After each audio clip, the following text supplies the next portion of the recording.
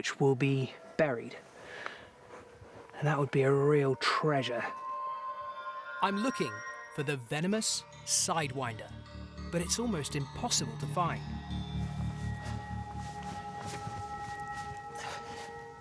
As the sand beneath my feet starts to scorch, I find something the Sidewinder eats.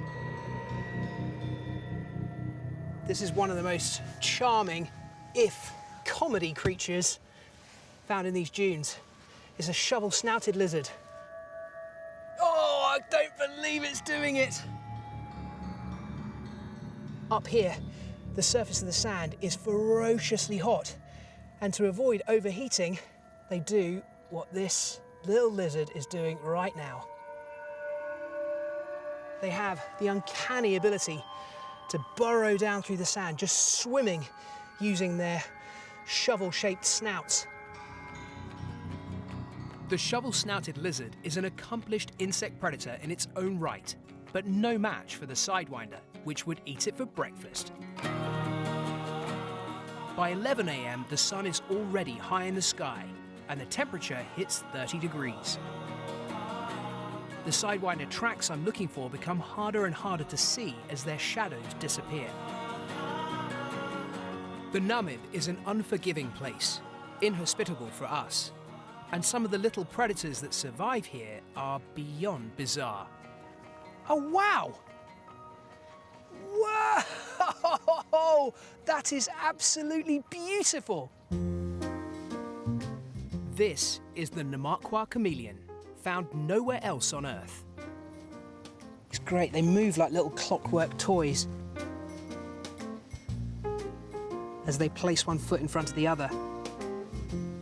And its predatory powers are simply jaw-dropping. He'll feed, yes! Like all chameleons do, with that rapid-fire tongue, zapping out, catching a hold with the sticky tip of the mealworm, dragging it back into its mouth to feed.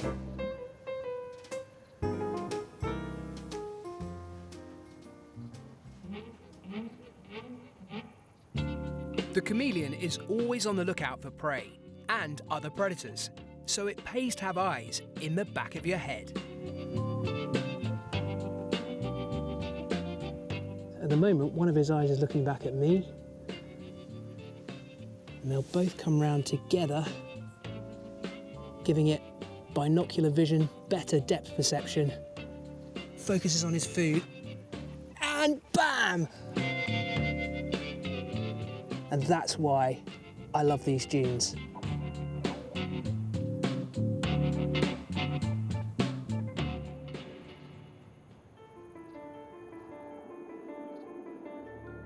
The Sidewinder has so far eluded me on my first day of desert searching.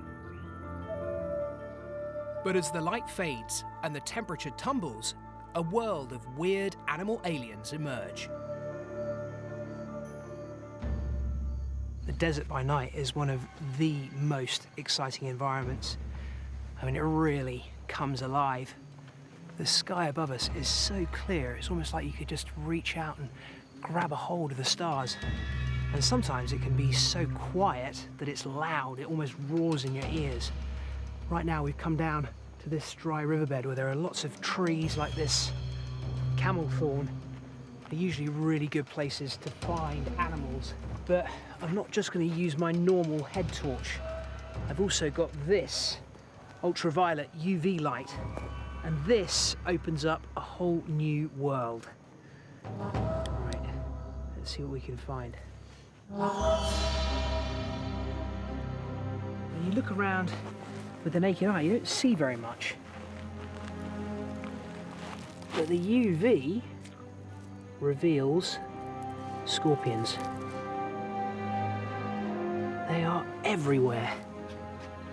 And bizarrely, their exoskeletons fluoresce beautifully under UV light.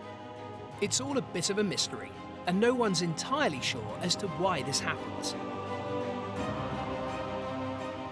These tree scorpions mostly feed on cockroaches, crickets, the occasional moth if one flies nearby, and other scorpions as well. As with all scorpions, This species has a venomous sting at the end of its tail. When you start just shining it around, all of a sudden you realise they are everywhere. And I should probably have worn shoes this evening. Leaving the nocturnal creatures with their ghostly disco glow. I'll return before sunrise to continue my Sidewinder search.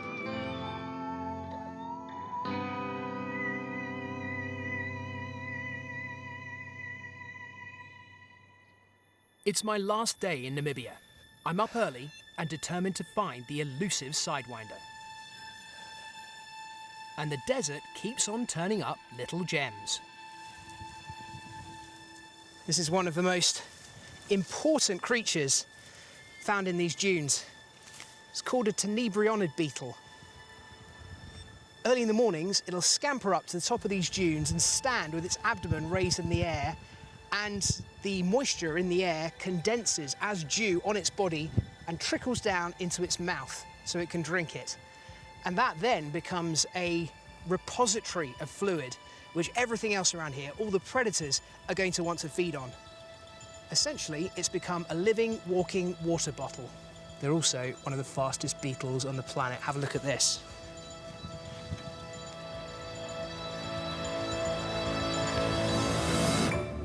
Gone! Woohoo! On with the snake search.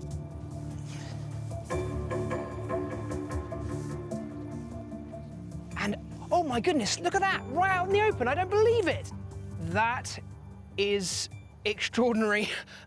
I'd just seen the tracks and was about to start following them when I obviously nearly trod on it and gave it a fright, and out it came. This is what I came here for. The venomous Sidewinder's distinctive motion cuts down how much of its skin touches the scorching sands.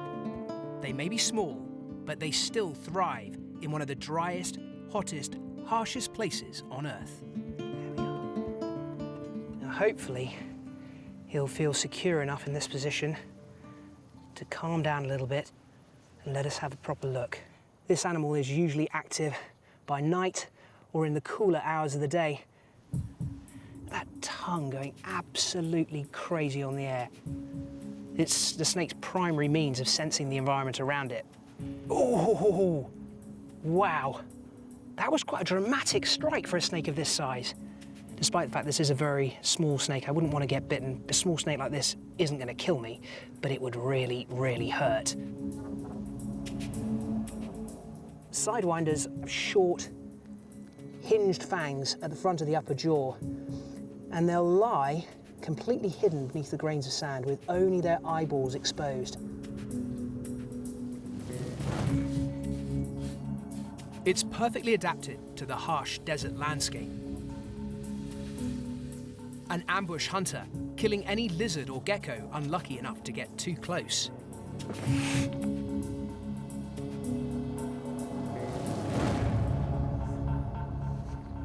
So what I'm hoping is he'll find himself a nice soft patch of sand to bury and wait till night. Oh, here we go, it's about to bury itself. You can see why he's such an effective hunter and why he's so hard to find. An incredible, invisible assassin.